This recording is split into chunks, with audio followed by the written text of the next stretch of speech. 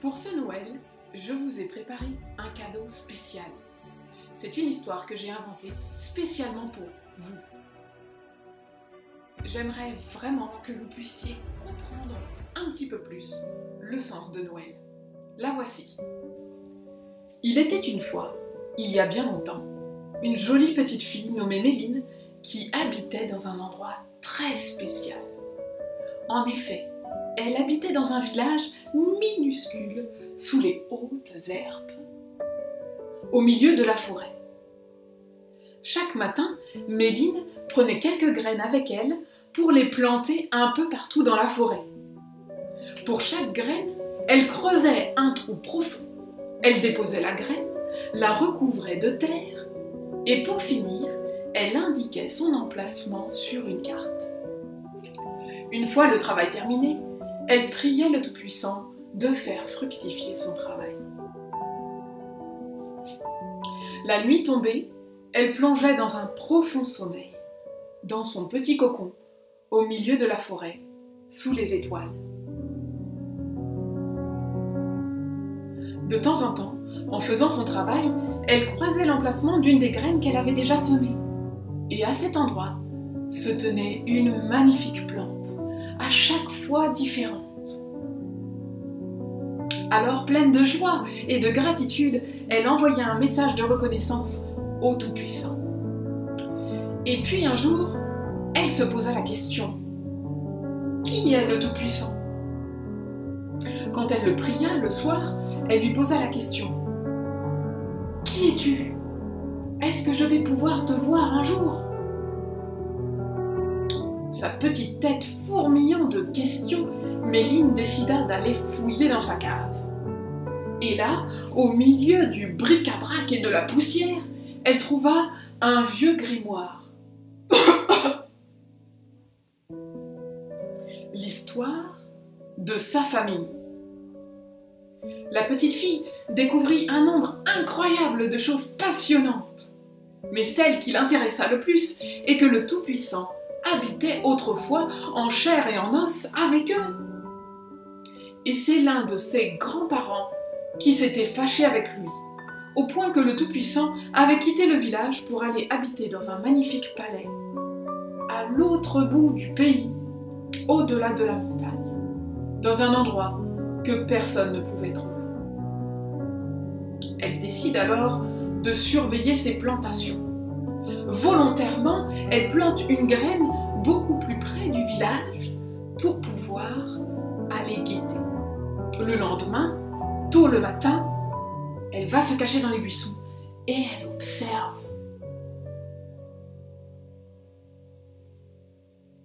Aux premières lueurs du jour, une lumière scintillante vint se glisser sous la mousse, puis sous la terre. Et Méline vit sortir une magnifique plante bleue et argentée. Alors, elle sort vite de sa cachette, elle se précipite pour rattraper cette lueur, lui demander de rester avec elle. La lueur se mit à scintiller et disparut comme elle était venue. Alors, comme en son habitude, Méline lance une prière de joie et de reconnaissance au Tout-Puissant pour cette nouvelle plante. Mais en plus, elle demanda pardon. Je ne connais pas toute l'histoire, mais je sais que l'un des miens t'a blessé. Est-ce que tu veux bien nous pardonner et revenir vivre au milieu de nous? Le silence lui répondit. Mais Méline savait qu'elle avait été entendue. De nombreux jours passèrent, puis un soir, elle le vit. Il était très grand, drapé dans un grand manteau bien chaud, et il y avait quelque chose d'incroyable dans son regard. Elle sut tout de suite que c'était lui. « Bonjour Méline, comment vas-tu ?»« Bonjour, Oui, je vais bien. C'est incroyable de pouvoir vous voir. Merci d'être venu. Comment pourrais-je réparer la faute de mon grand-père? » Tu ne le pourrais pas. Il a fait entrer un champignon qui détruit chaque jour un peu plus la forêt. Ma création est abîmée jour après jour par ce qu'il a fait jadis. Je hais ces champignons. Du plus profond de mon cœur, ils détruisent ce que j'aime. Et comme si ça ne suffisait pas, il m'a déclaré la guerre. Mais tu ne nous as pas abandonnés. Tu continues à faire pousser les graines que nous plantons. Oui, tu t'en es rendu compte. Je vous aime. En fait, vous faites aussi partie de ma création. Cependant, il m'était impossible de ne pas réagir après ce crime. La jeune fille soupira et se laissa chuter sur le sol.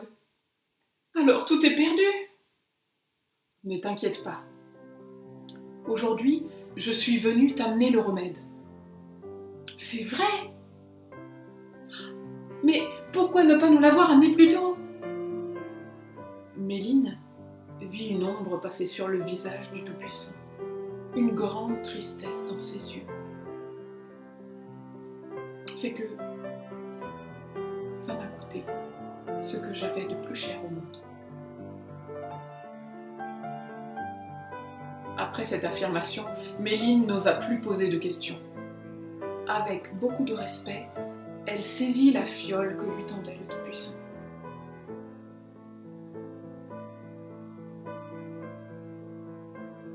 Verse une goutte au pied de chaque arbre qui pourrait être touché par ce champignon. Et fais-moi confiance pour le reste. Tu peux le partager librement. Je remplirai ton flacon à chaque fois que tu en auras besoin. Mais ça veut dire que je ne dois plus planter de graines? Non, pas complètement. Tu partageras ce flacon aux personnes de confiance qui le transmettront plus loin eux aussi.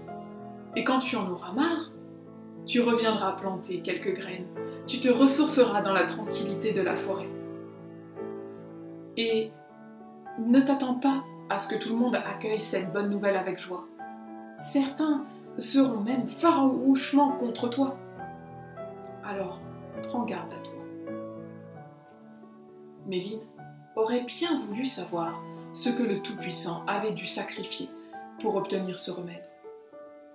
Mais quoi que ce soit, elle sentait une grande responsabilité de partager ce remède avec le reste du village, et même plus loin s'il le fallait. La forêt était si grande. Et qui sait, peut-être qu'un jour, son village serait réconcilié avec le Tout-Puissant.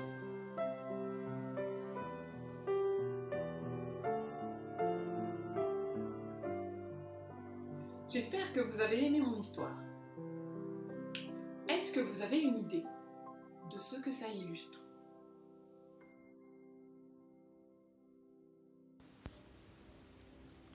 Jésus utilisait souvent des histoires pour expliquer le royaume de Dieu. Mais parfois, on a besoin d'explications. Effectivement, j'aime bien qu'on m'explique les choses. On va vérifier ça. Qu'as-tu compris de l'histoire?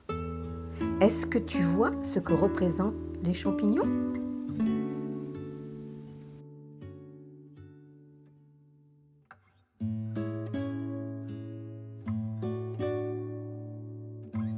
Alors, les champignons, ça représente tout ce qui est gâté, qui est pourri, qui est périmé. Voilà. En effet, il représente le péché qui vient pourrir notre cœur et qui nous sépare de notre Créateur. Et le grand-père de la petite Méline qui a désobéi, sais-tu qui le représente comme personnage dans la Bible?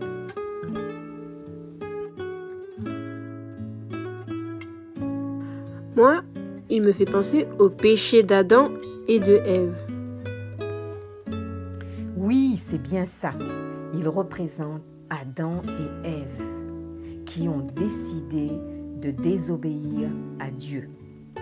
C'est pour cela que nous sommes séparés de Dieu aujourd'hui, comme dans l'histoire de Méline qui ne vivait plus avec le Tout-Puissant.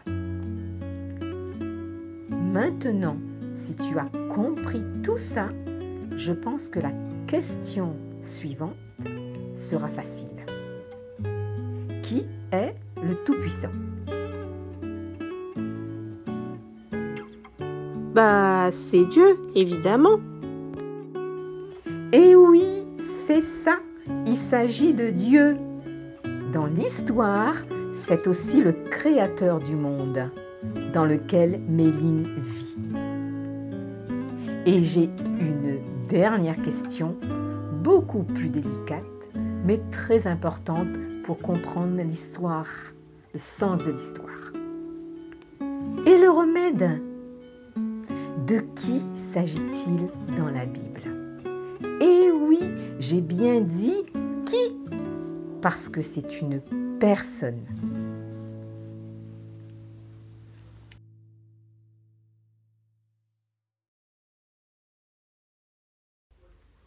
Alors, le remède, il est en Jésus, non? Il s'agit bien de Jésus-Christ. Pour nous réconcilier avec lui-même, Dieu a envoyé ce qu'il avait de plus précieux, son Fils. Ça a dû être terrible pour lui de se séparer de son Fils. Mais il l'a fait pour que nous puissions être réconciliés avec lui. C'est le plus grand cadeau que personne ne pouvait nous offrir. Si tu l'acceptes, Jésus te donne la vie éternelle, la réconciliation avec Dieu et de devenir chaque jour un peu plus la personne que Dieu avait créée au départ, avant que nos arrière-grands-parents désobéissent. C'est ce que veut dire le verset que tu dois déjà connaître. Jean 3, 16. Car Dieu a tant aimé le monde qu'il a donné son Fils unique, afin que quiconque croit en lui ne périsse pas, mais qu'il ait la vie éternelle.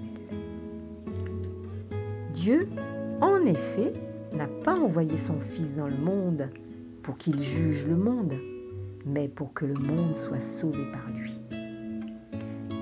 Jésus dit lui-même dans Jean 10, 10, « Je suis venu pour que les hommes aient la vie et qu'il l'ait en abondance. » Et c'est pour ça que nous chantons tous les ans Noël. Alors chante avec nous, le roi est né.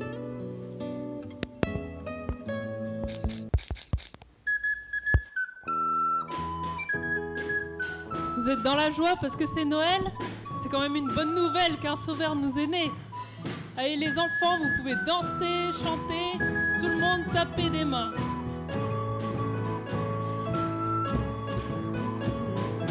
Aujourd'hui nous est né un sauveur, venu du ciel pour naître dans l'étable. L'espoir du monde, la lumière pour toute la terre.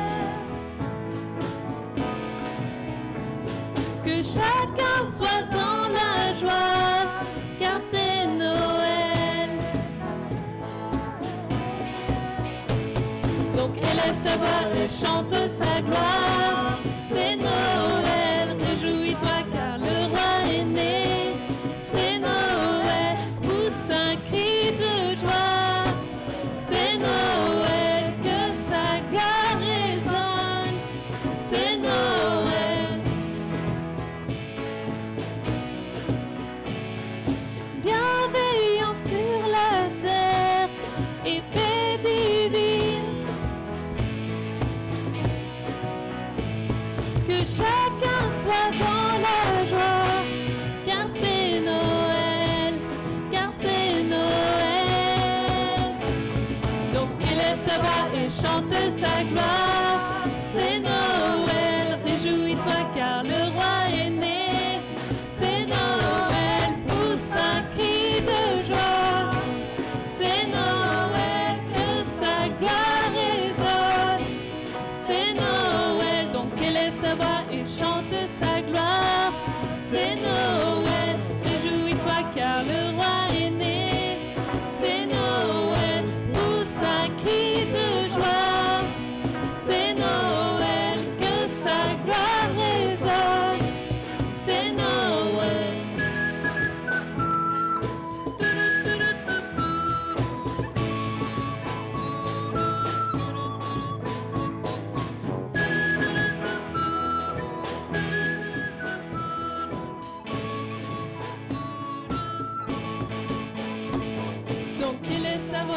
chante sa gloire.